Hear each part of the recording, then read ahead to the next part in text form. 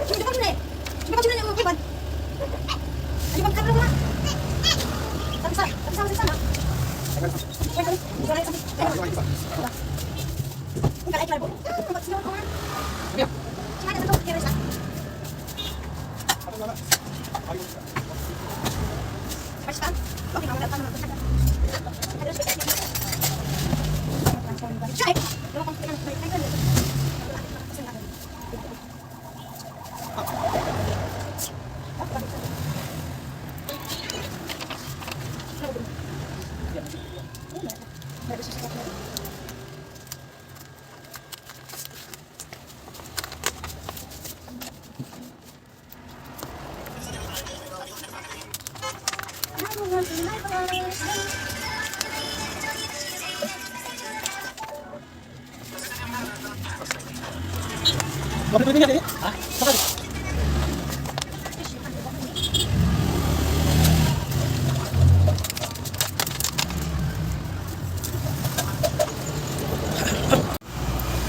Bro, ini LCD untuk ini serut kita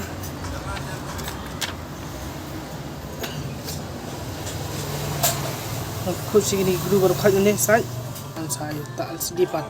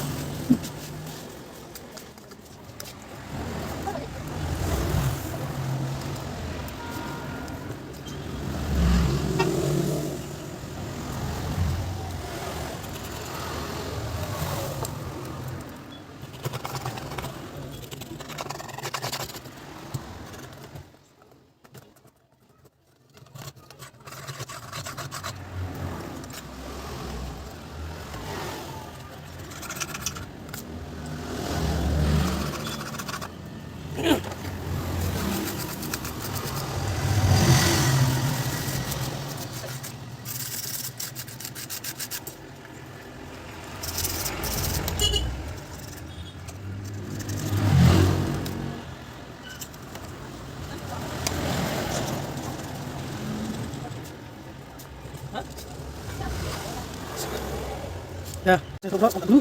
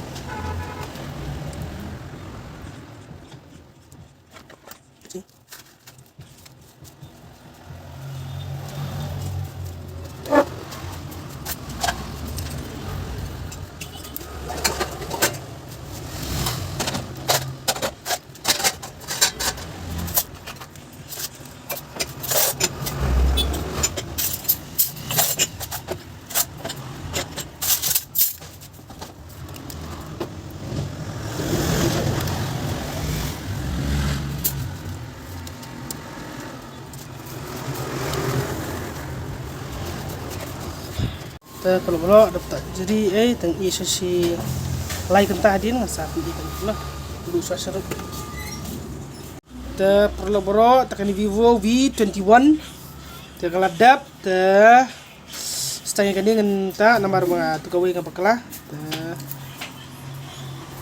setengah kuleshi bon kuleshi hajar ngo yapi perlu bapai ikan ka video apa itu video kiwe baru kado te kuleshi bon kuleshi hajar ngo yapi perlu